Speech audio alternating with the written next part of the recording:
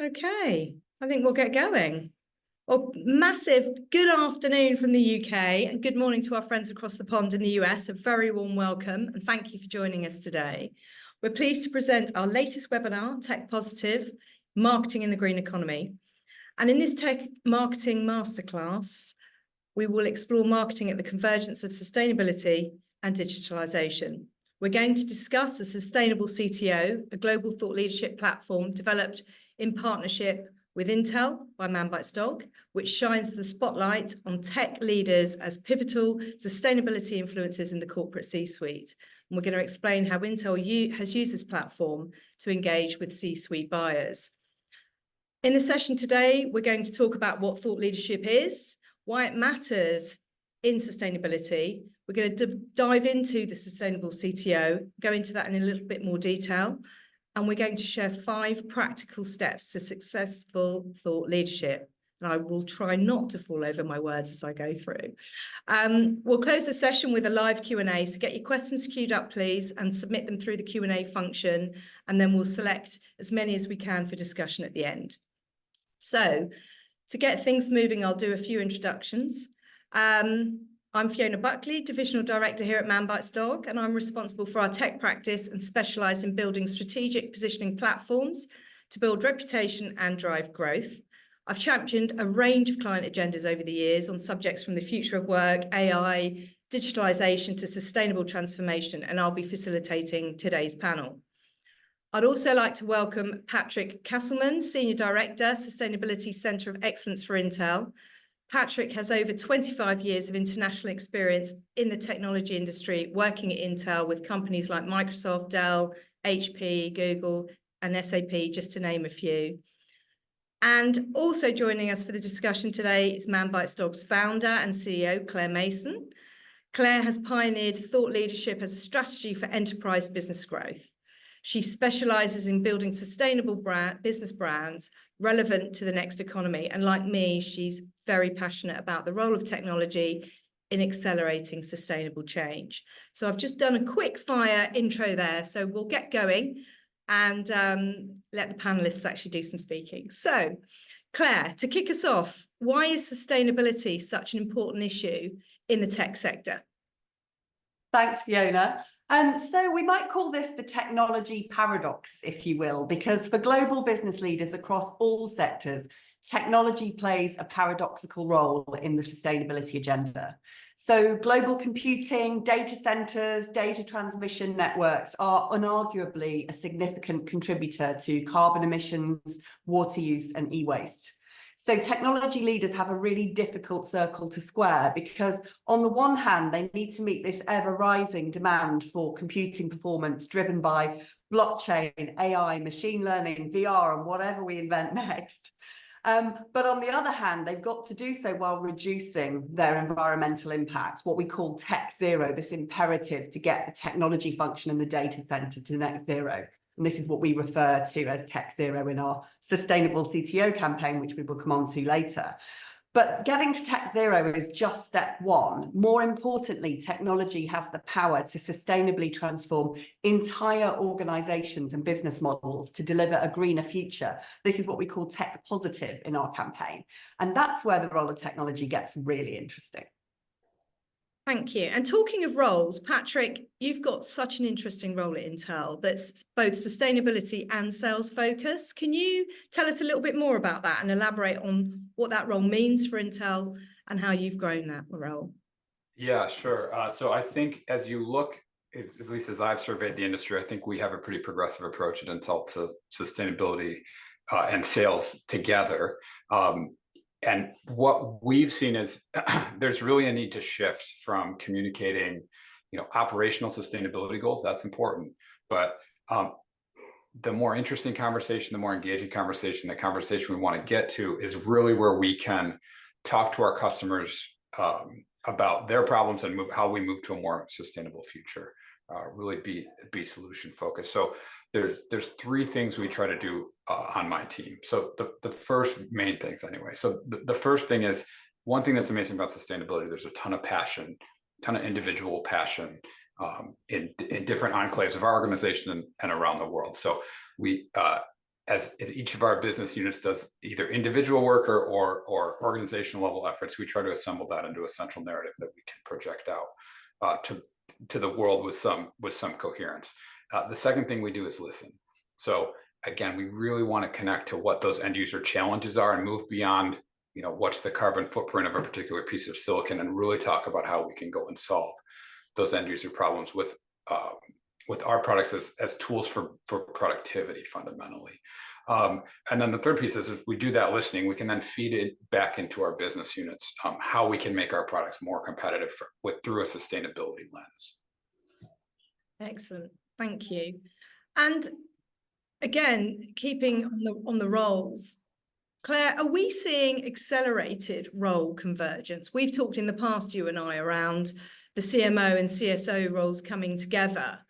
Are you seeing that happen fast enough in the market today?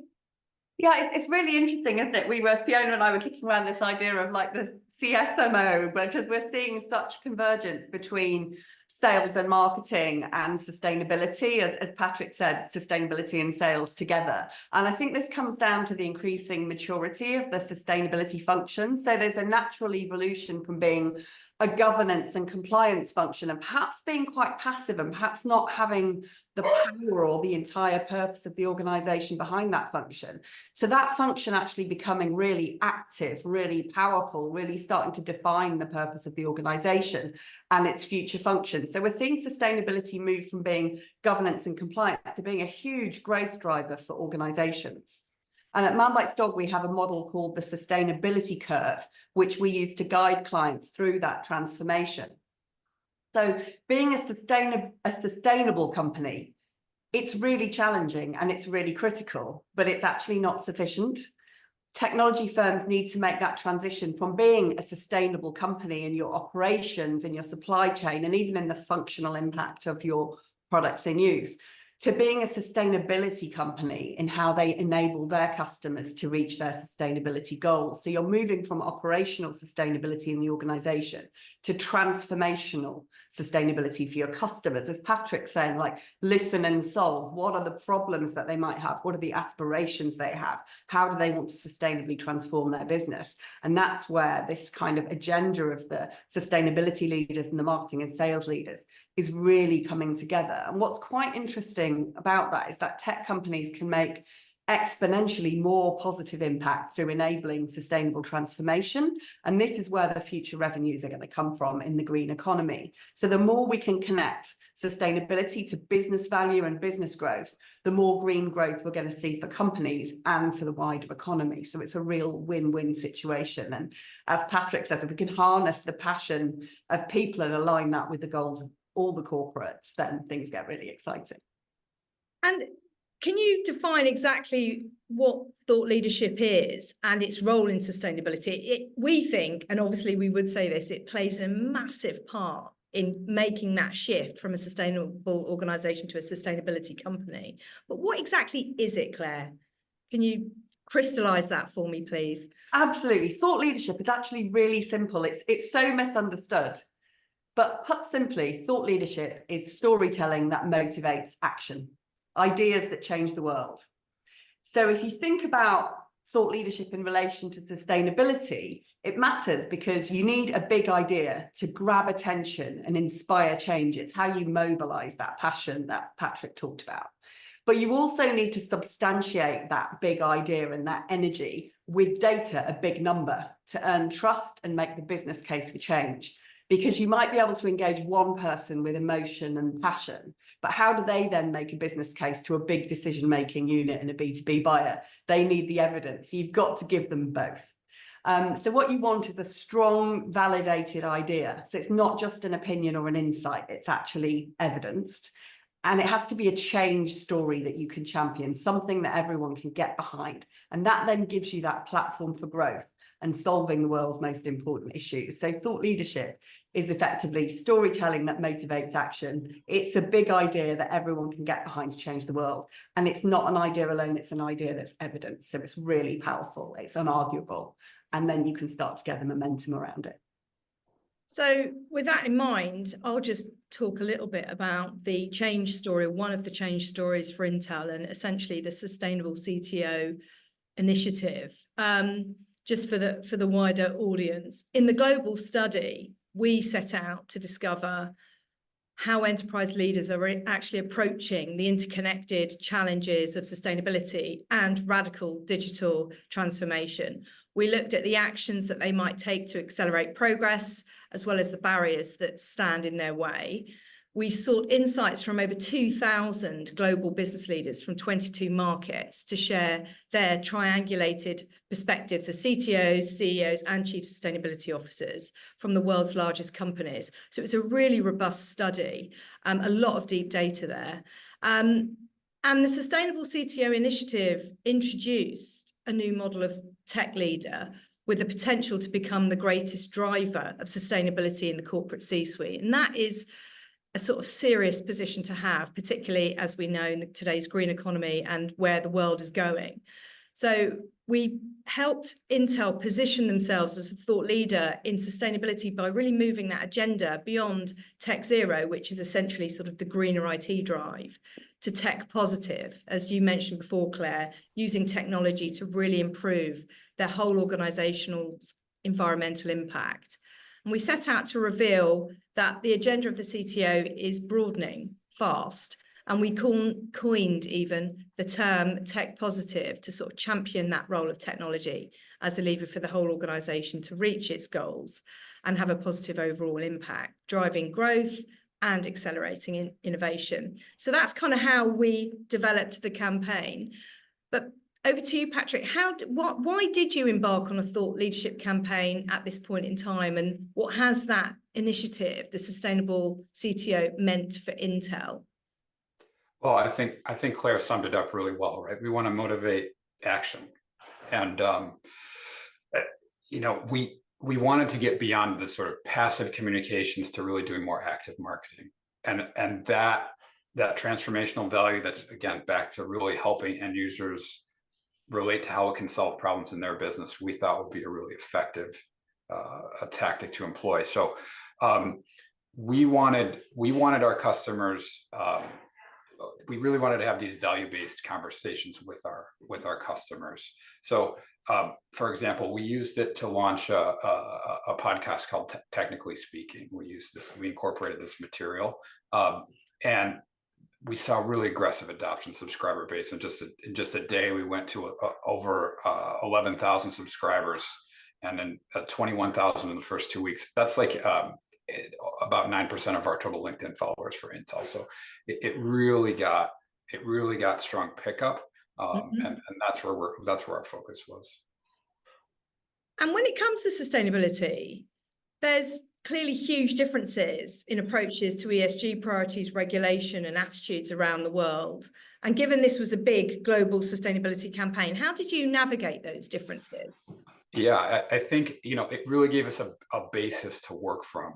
Certainly, the approach to sustainability. I have a worldwide team, so we're working in our major geographies, and we see each geography in each country has a different approach. I mean, if you look at the EU, I think is the most progressive.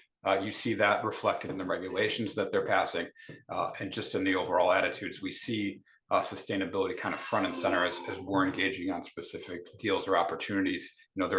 They have the most formal requirements for reporting around sustainability.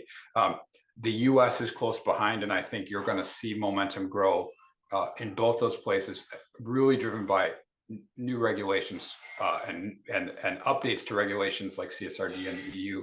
The SEC just published a final rule, and it's going to require companies that have never done ESG reporting before to start reporting. Well, have an ESG report what their footprints are, report what their targets are. So that's going to really become a new muscle for them. I think there's going to be a ton of weight put on sustainability in a way that it's already growing, but I think we're really at an inflection point that's going to be more. In APJ, we use the Sustainable CTO campaign for our account-based marketing, because I think if you can get to the proper people, and what's great about this campaign is being able to provide new market insights, not just retrends or platitudes, but it's really data-based insights, really can resonate with the right folks at the accounts that we wanted to engage with. So we have to customize the approach, the tone, and really understand the local regulatory requirements, and that helps us address these messages best. So Sustainable CTO kind of provided that backbone of a broad enough initiative. It had that worldwide scope in the where the survey and the data had come from, but we could customize and drill down and see kind of the geo-specific insights and provide more value and get more engagement from the account-based conversations, the account-based marketing we were doing. Yeah. And it gives it that longevity as well when it's such a broad campaign, but with really good data insights. You can use it. It doesn't go away after a few weeks. It's really decent data that actually needs to it really sticks. I think because it's novel and the perspective was unique. We found really great, strong pickup and engagement from our customers and our end users. And thought leadership, we think it's an incredibly powerful tool for sort of sales enablement, and we work really hard with our clients, all of our clients, in fact, on that, and that's where we start. But how did you use thought leadership to sort of improve Intel's approach to selling and talking about, you talked about sort of selling value and sustainability. How did you think about that? Well, if you look at the history of Intel, and as you mentioned, I've been at Intel a long time. Yeah. We've traditionally been a really product sales focused organization where we led with the products, we led with the leadership we had on individual product metrics. This processor is faster than the last generation, right? Think of it that way.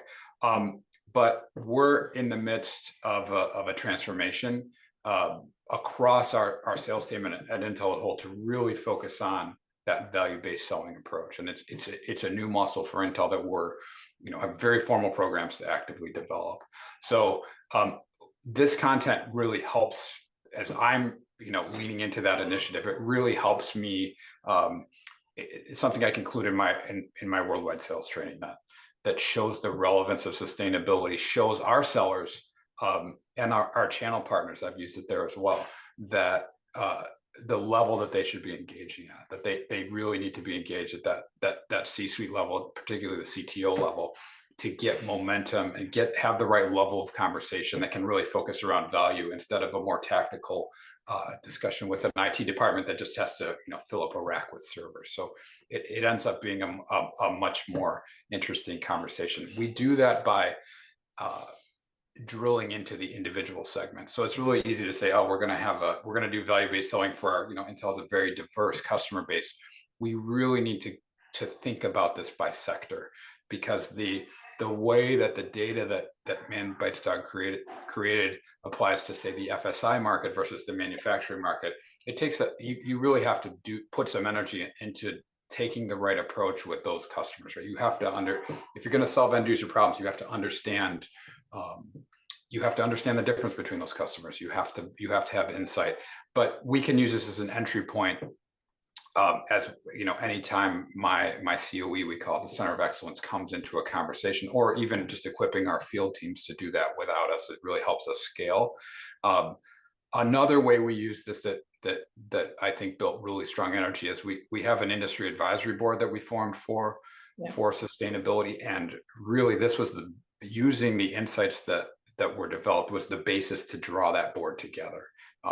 And to give early access to the data, to get early feedback and discussion. And I think the board found really high value in coming and getting that access. So that really was a best practice for us that we're going to try to carry forward. Yeah, that's a really interesting part of it, isn't it? That sort of executive education piece that's in a sort of really collaborative format. Everyone's learning. Everyone's got, there's so many different best practices that we could all perhaps learn from across the industry. So I think that was a really strong part of the initiative, which will be ongoing, in fact, and will just grow over time. So at that point, there's a shout out there if there's any CTOs on this call and webinar, if there's any CMOs who thinks that their CTO would be a great addition to the Sustainable CTO Advisory Board, do get in touch because we'd love to hear from you. Absolutely. So done my shout out there on that. So thank you, Patrick. So next we're going to talk through, we promised at the beginning that we'd share 5 practical steps to successful thought leadership. So we're going to share a few slides now. So hopefully everybody can see that. And Claire, to kick us off, when considering a thought leadership campaign, what's the first success factor and where should you start? Well, to be a thought leader, it sounds really obvious, but you must lead, not follow. It's so common that someone says, oh, someone's talking about this, therefore I should be talking about this. Actually, it's all about future thinking and finding your own insights in your own space. So forward-looking predictive insight is so much more valuable and actionable than current data or retrospective data. There's no point just listening to the echo chamber. You've got to advance debate. So you need to be a visionary, someone that can see further, because you're going to be judged by the thinking you share. And we run C-suite research every year about the impact of thought leadership. And our latest research shows that more than 90% of both global investors and C-suite buyers in the world's largest corporates say they use thought leadership, those big ideas that you share, to judge your company's innovation and its future orientation. So how well is your company positioned for the future? And these stats are even higher in the US amongst both buyers and investors. So if you're a corporate, you need to show that you're skating to where the puck is going. And if you're a business advisory firm, you need to show that you're one step ahead of your clients to help navigate what's coming next. But it is really quite hard, isn't it, to make companies stand out in crowded markets, and especially sustainability. And we're going to see this, and we're already seeing it, in fact, in AI as well. So what else would you consider to really differentiate yourself? So I think the most critical success factor is having a strong core idea, a man bites dog story. This is about setting yourselves apart and making a mark. So whenever we meet anyone, they always ask us, why on earth are you called man bites dog? Well, it's the definition of news. Dog bites man happens all the time. Man bites dog's the story. And if you want an idea that's going to change the world, it needs to be a man bites dog story, not a dog bites man story. So what you need is a radical concept that's against the grain thinking. And that big idea then becomes the North Star to unify your organization, pull all of your content together, and it's something that's scalable and sustained for years to come. As Fiona was saying, you get cumulative impact by owning an issue over the long term. And technology marketing and sales tends to cluster around the same themes as we see here on the left with the sort of traffic jam. But instead, what you want to do is choose the wide open road of an emerging pre-topical issue that you can really own. But sometimes there's a really good reason why you want to focus on a crowded space like sustainability or AI. And when you do that, you need to work really hard to make sure your big idea is new and it has a different angle within that theme so that it can stand out. So if we take our Sustainable CTO campaign as an example to run through here, in this case, if I show you the wiring under the boards, we wanted to show that rather than being part of the problem with the issues that are caused around power consumption through technology, we wanted to show that rather than being part of the problem, the Sustainable CTO was actually the solution. That's the man bites dog story, the flip, because actually they hold the power to unlock sustainable transformation. So you want to name your idea, in this case, the Sustainable CTO, and it was named that because this is the tribe of change makers that we want to create with Intel, and this defines a new aspirational model of technology leader, and we want to help them get there. And you want to be able to explain your concept in a sentence. In this case, the Sustainable CTO has the potential to become the most pivotal driver of sustainability in the C-suite, and we want to help them get there.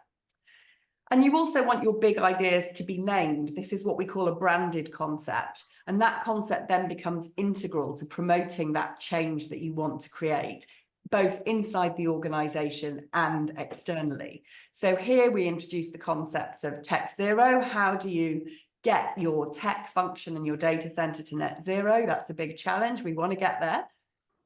But even more importantly, how are we going to help them get to tech positive? How can we champion the role of technology in sustainable transformation to inspire a whole generation of tech leaders to become sustainable CTOs? So you need to create that concept and you want to name it and own it for the future. Really paint a picture of that world that you want to create. Cool. So we've got the big idea, the sustainable CTO in this case. What about the big number that you referenced earlier? We always talk about big numbers here at Man Bites Dog, and they're evident across many, many different case studies that we've got. But why is that important?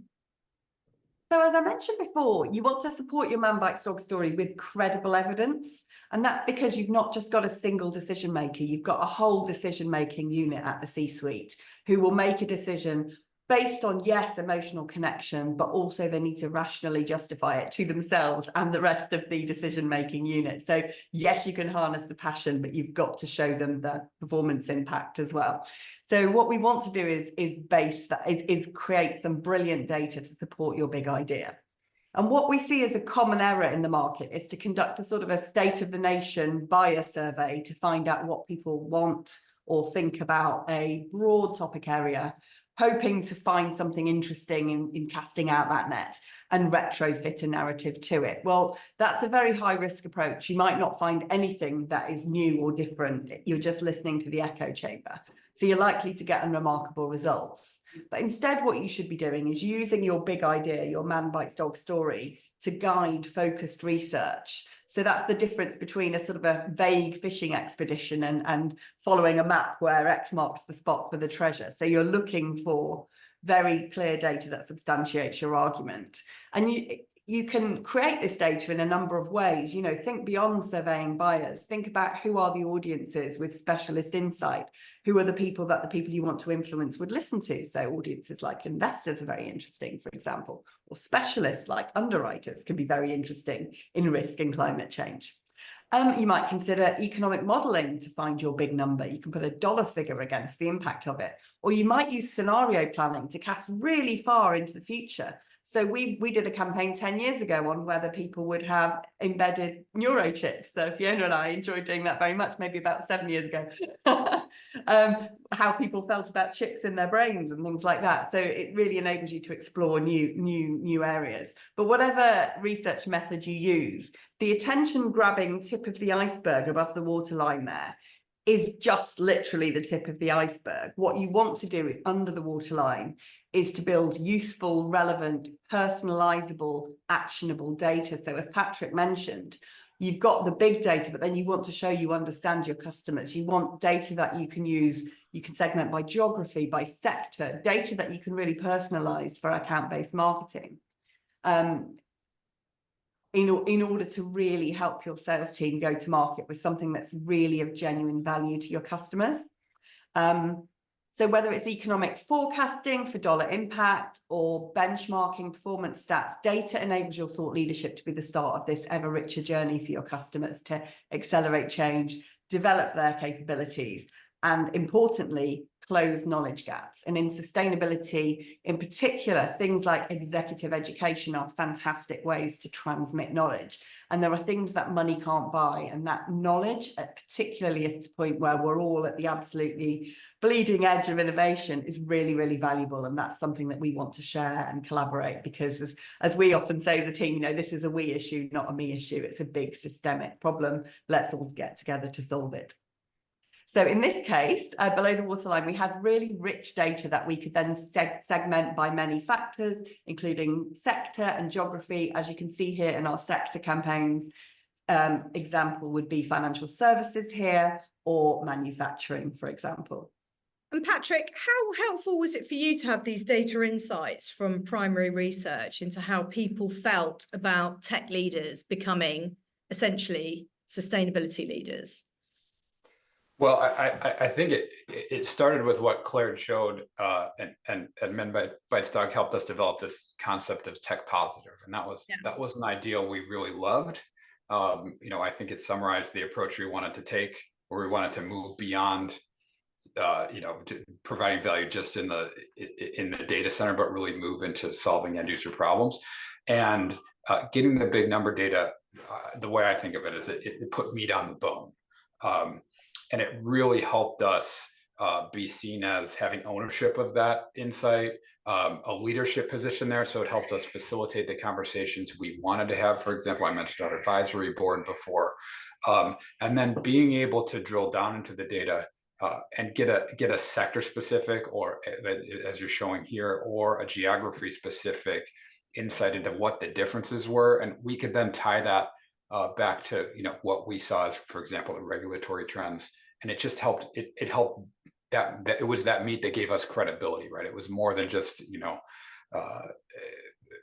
marketing fluff, as some might say, but really made it substantial and gave energy to that our ideas were real, and that we were providing thought leadership, and that led in the end to deeper engagement from our customers and our end users to have the right conversations and ultimately drive business for us in the end.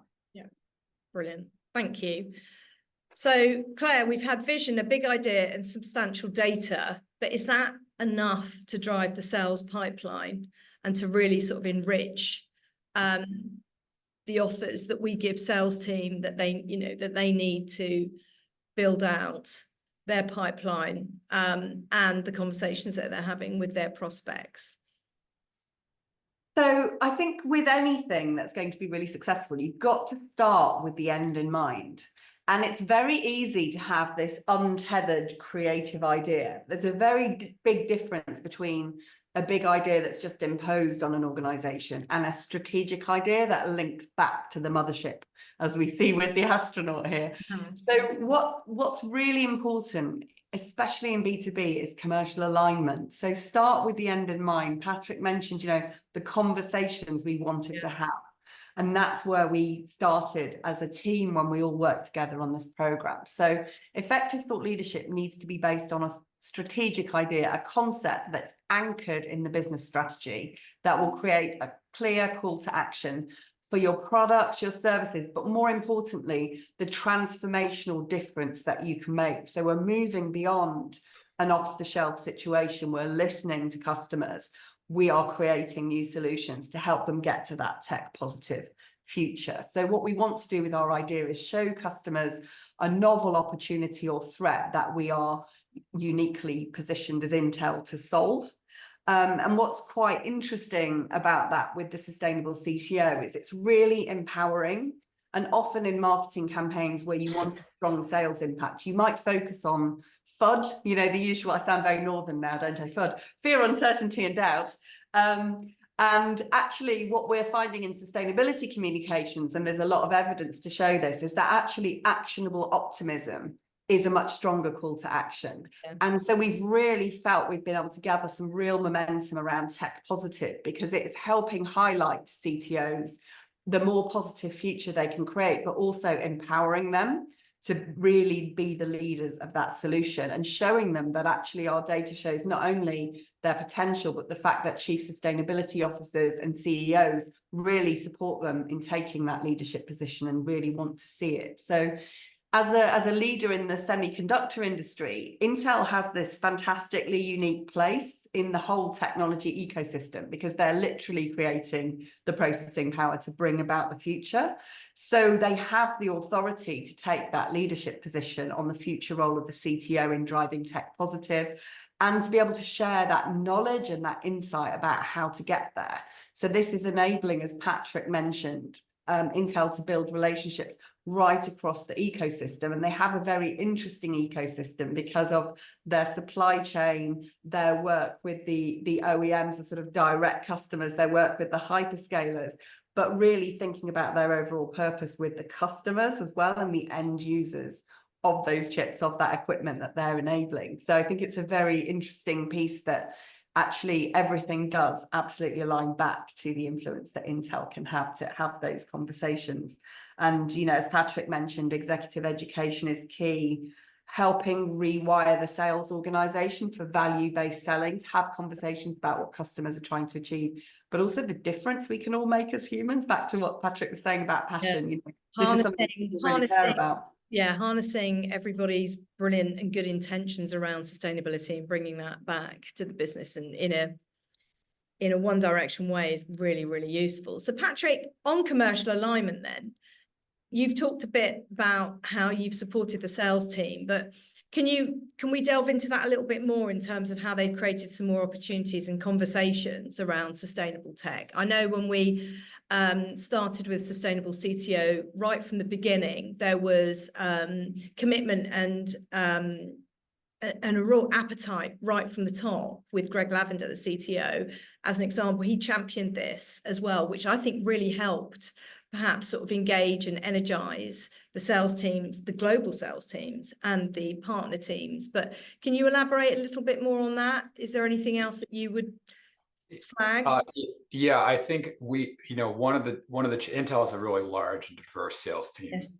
Yeah. We have account executives going and calling on Fortune 500 companies. We have sales teams focused on individual OEMs or cloud service providers. We have the sales teams working, like you said, in the supply chain with the ODMs and other providers. So getting the attention of that diverse group is kind of a challenge, right? There's a lot of initiatives going on at Intel at any one time, and I think the key is really getting into the seller's head the relevance of sustainability, the fact that we're at this inflection point, and providing meaningful data that kind of perks their ears up to engage and be our representatives. I say I have a small but mighty team. We can't scale to the tens of thousands of customers that Intel has. I need our sales force to help us. So getting the attention of that sales force with the right materials that makes their job easy, the more you can lower the friction. First, you have to get their attention. And I think that as we get the message, the tech positive message was a message that was clear. Being able to back it up with the data from Sustainable CTO that reinforced that message, gave us relevance, gave us what's the right word, credibility. Yeah. And then arming them with the right materials that were, as much as we can target and we take different approaches, depending on the particular engagement. It's hard to wave hand say we did it this exact way, but giving materials that help them reduce the friction of the conversation that we want them to have, so that's easy for them to facilitate, for them to seem like an authority on sustainability. That really helps us drive the business results that we want to see. Thank you. And finally, Claire, what is the fifth success factor for thought leadership, in your opinion? So this is absolutely critical. If you want your idea to travel, you've got to think about applying the same amount of creativity to activating your campaign as you did to creating the campaign in the first place. And again, we would often see sales and marketing teams using the same cookie cutter approach for every campaign, when actually your approach to activation absolutely needs to be inspired by the campaign. So this was a lot about knowledge and insight. So we have the board, the advisory board, we have executive education, we have other things that are in the mix here that might not be in the mix for another campaign. So really be guided by the idea to shape how the campaign rolls out. But as Patrick said, people often forget that the roll in is almost more important than the roll out. What we want to do here is engage all of your workforce with this. They are our ambassadors. The salespeople, that is how we're going to scale our message. So engaging them to take that to market is even more critical in some ways than the external marketing, because they are the face of it. And unleashing those experts and having that C-suite backing from the leadership of the company has been absolutely critical. So it's just really thinking about, setting out a challenge really of how do you bring real creativity to how you're going to take this to market, and how do you make sure that you're really unleashing your own internal experts in the best way possible too. Yeah, and that's where, again, going back to sort of the global sales team and helping amplify that with their partners and their prospects they've got brilliant networks, like the sales team. That's what they're famous for, their networks, their contacts, to drive that conversation, bring it back to the business, bring that learning back, improve the channels, models, and innovation. And the rollout and the roll in, and how you sustain that impact over time, that comes with a very detailed content strategy that needs to be well understood, well crafted right from the beginning, that you then take through. And, you know, going back to that longevity point, these campaigns have 18 months or 24 months worth of data and enough content in there to keep it fresh and to really engage your audiences. And the rollout strategy is just one part of that. But if you're looking for really good content, you know, even looking at your social channels, thinking about that, how are you targeting your social media content, using this content in very specific channels with specific retargeted messages? It's great for account-based marketing as well. Patrick, you've already mentioned that, which is fantastic. Your long-term media strategy as well, when you on an issue that you now own, using your own experts, is brilliant. And media and journalists really, really appreciate the expert opinion with data, as we all know. The channel training and sales and partner training on this particular proposition is so brilliant for the rollout. And then the other thing that I think is often underutilized, and, you know, Intel have got many of these, is their corporations partnerships. They're often underused and underserved, and you've got all of that wonderful, valuable content now with your experts fully primed. And I think that's a channel that needs to be thought about a lot more deeply right at the beginning. And how can you push out your great content and start really engaging with all of those audiences as well across the partnership model? So that's just something that I thought I'd add there. But I think the roll in and roll out are often thought about in silos. But I think with this particular campaign, it was something that we did try to bring together, working with the team at Intel. So question for you, Patrick. We're nearly at the end, but I just wanted to ask, what's next for Intel and sustainability? How do you keep that momentum going and that education and that sharing collaboration with the wider industry at a pace that you'd like to see? Well, I think you'll be shocked to hear this, but we see this emerging trend called AI going on in the industry. So I think I pulled off my chair. I'm so shocked with that one. Yeah, I don't know if we're the only ones thinking about this, but certainly Intel can't embrace AI any stronger than I think. It's the strongest push I've ever seen in my history in the company. So it's, you know, we see it's just been incredible to see how the force behind that. I think as you talk about sustainability, you know, AI is going to be a tremendous driver that's just going to drive change.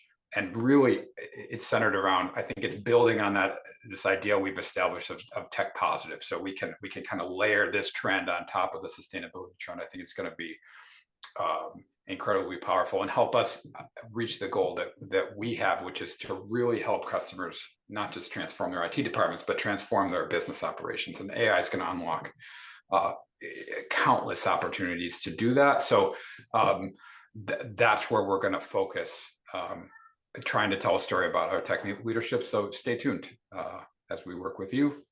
We'll have more to say soon. Brilliant. Thank you very much.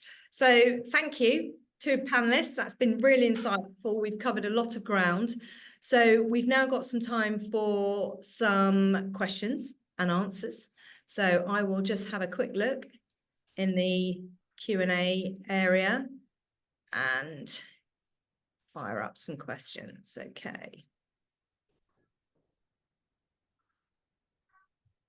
Okay, so first question is to you, Patrick. What are your lessons in how to organize thought leadership in a large organization? That's a great question.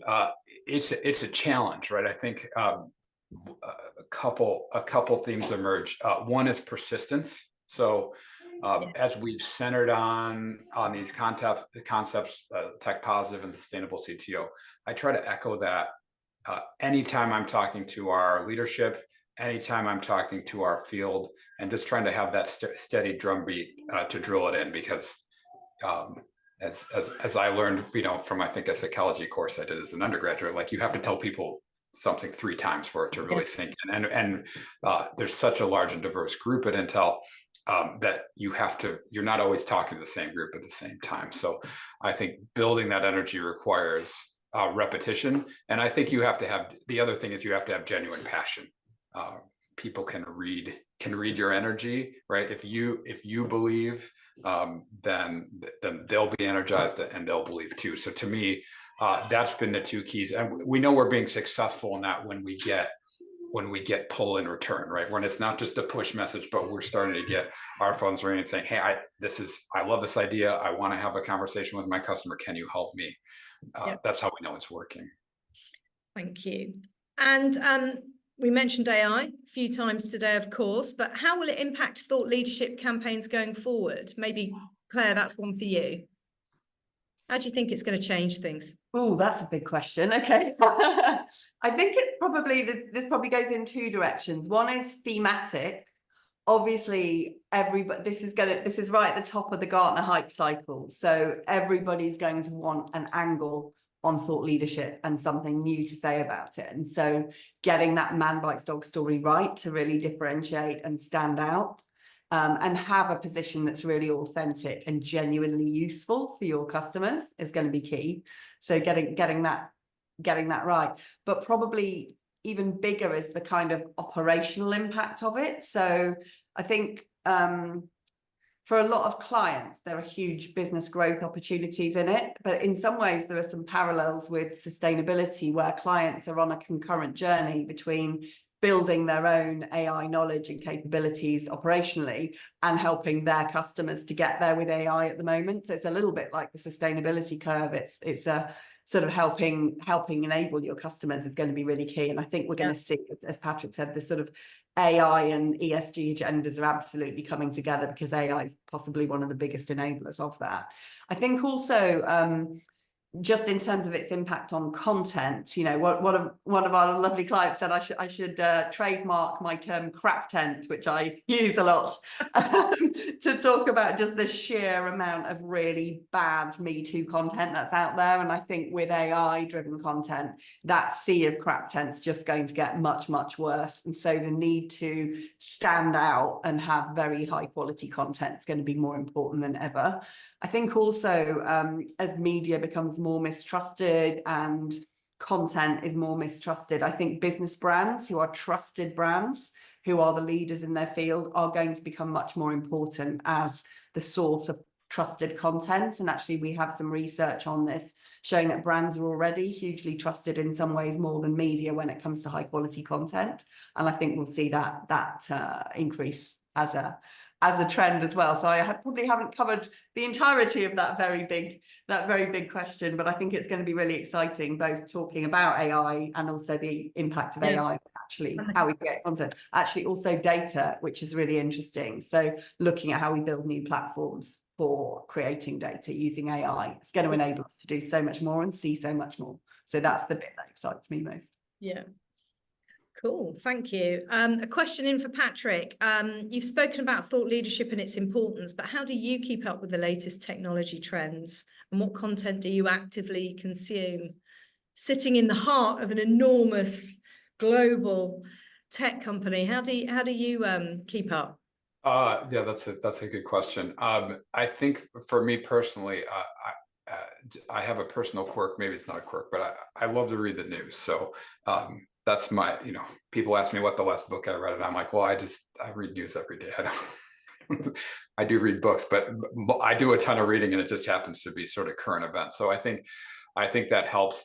Another advantage of being in a large organization like Intel, we have market intelligence groups that send out daily newsletters, and so there's always a good news summary to zero in on my areas of interest, and there's always a few industry focused media outlets. I subscribe to a couple sustainability newsletters. I think also LinkedIn I find is a great source for these trends as well, among my network on sustainability trends. And I also attend conferences fairly regularly. So I think it's really, you can only get so much from the news. And so especially in this post-COVID era, like actually being in person, seeing what companies are showing up at the booths, going and networking with peers. The chance to do that at these conferences is really unique. So I've gotten a lot of value out of that recently, as we've all kind of come out of our shells here post-COVID. Thank you. Yeah, I think Green Biz was one, wasn't it, recently that? Yeah, I was at Green Biz and it was really excellent. It was my first time, and it was one of the most valuable conferences I ever went to, just because it was a chance to network with a lot of my peers who I wouldn't have had another way to get connected to. Yeah. Great. I agree with you about connecting with people as well. I think it's so important. Your human library of people you know from all over the place. I'd speak to everybody everywhere on public transport, anything, because you meet so many exciting people, and it's a really good way of learning about different industries and so on. And I always ask the question of people, like, what's overrated, what's underrated, and what's completely under the radar, and trying to always, if I'm at a round table with experts, I will always ask what's under the radar. It's my favorite question to ask anyone. I've learned so much about growing trends just by asking that question. So I think we shouldn't underestimate the importance of other people amongst all the research, the podcasts and the reading that we do. Actually, the human library is much more interesting, I think. Yeah, Claire, I think that's so important. When I was early, I don't know how old the person was who asked that question, but when I was early in my career, I didn't really understand what networking was. We'd heard the term, but at this point, when you have the chance to really ask those questions, like you said, how much you learn from just making that extra effort to reach out and connect, whether you're on the bus or on a flight or at a conference, right? Or wherever you are, just among my sort of peers in the neighborhood, you always learn something interesting. Definitely. And a question that's come in, Claire, I think this one is good for you. Do you see organizations struggling with thought leadership? And if so, why do you think that might be?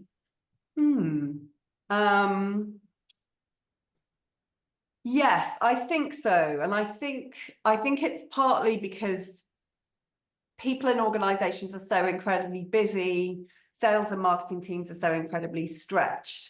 It's hard to get out from under the organization and take a really big picture view. So I think it's really important to, partner with someone like us to co-create and really see the big picture, see the mega trends, really see what's going on with your customers, and actually have time and space to co-create those kind of ideas. I think that's really important. I also think it's becoming increasingly difficult for organizations to take a position on issues. I think it's really important to do so. And I think it works very well from both a sales and marketing point of view, but also a recruitment perspective. But there is some pressure on organizations to move back to an extremely neutral stance. There's political pressure for that. So I think that's a struggle as well. So I think it's coming up with a big idea and just really making sure there's a business case for what you're doing. So I think it's just quite hard when you're inside the organization to carve out the time and space to think of the big ideas and really push that forward. And what you need is I was just reflecting on what Patrick was saying earlier about how do you organize for thought leadership in a big company. I have so much respect for our clients and how they take those precious ideas through the organization intact without them being diluted. And it's about having really good champions and being quite brave and really standing up for that big idea. I think that makes it really effective. Yeah, brilliant. Thank you. One last question, I think, before we get closer to the hour is it's for you, Patrick, in terms of activation. What did you do in a different way with this campaign, and how have you used the data to inform this around activation? I think what was new for us, I mentioned this already, but forming an advisory board was a new motion, not for Intel per se, but at least for me. I hadn't done that before, and having this unique data, I think there's a lot of retread data. There's a lot of kind of sound bites that people use that are common, and I think having the sustainable CTO data really gave us, again, this data-driven credibility, and just seeing how much I was pleasantly surprised by how much energy that was able to build. How many senior leaders from other companies were willing to engage because we could kind of tease, hey, we have these insights and we want to tell you more, and why don't you partner with us?